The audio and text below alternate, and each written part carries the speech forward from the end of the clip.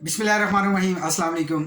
दोस्तों, हम लोगों को लाइफ में कभी परेशानी आती है, हम लोगों को तकलीफ़ आती है, हम लोगों को मसाइल आते हैं, हम एकदम से बहुत परेशान हो जाते हैं और हम लोग उसमें रिएक्ट करना शुरू हो जाते हैं। हम लोगों को समझ नहीं आ रही होती कि हम क्या करें।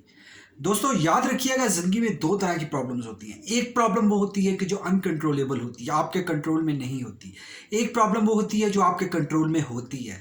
जो अनकंट्रोलेबल फैक्टर्स हैं, उनको छोड़ दीजिए आप। दोस्तों, उसमें प्रे कीजिए, सब्र कीजिए, दुआ कीजिए, आप उसमें तहम्मुल रखिए। आप देखेंगे कुछ वक़्त गुज़रने के साथ वो प्रॉब्लम रिज़ॉल्व खुद ही हो जाएगी, अगर अनकंट्रोलेबल। अगर कंट्रोलेबल है, उसमें आपको पुश करने के लिए वो प्रॉब्लम आई है, आप उसको एक नेमत, एक ब्लेसिंग जानिए और पुशअप हो और आगे बढ़े लाइफ में।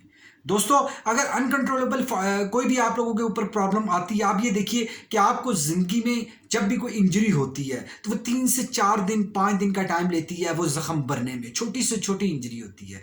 इसी तरह से अनकंट्रोलेबल फैक्टर अगर आपकी लाइफ में आते हैं तो उसका एक टाइम स्पैम होता है, आप उनका एक टाइम पीरियड होता है।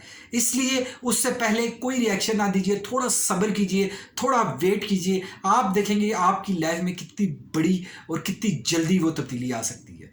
दोस्तों, ये सिखाने के लिए आती है प्रॉब्लम, इसलिए प्रॉब्लम में घबराना नहीं, रिएक्ट नहीं करना, सब्र करना है, उसके अगेंस्ट देखना है कि अगर कंट्रोलेबल है तो उसको कैसे रिजॉल्व करना है। अगर कंट्रोलेबल है तो सेम इंजरी की तरह उस पर सब्र करें, वो प्रॉब्लम आपकी खुद ब खुद रिजॉल्व हो जाएगी। दोस्तों, अगर वीडियो पसंद आई तो प्लीज़ वीडियो को लाइक करके शेयर कीजिए। Thank you very much for watching this video.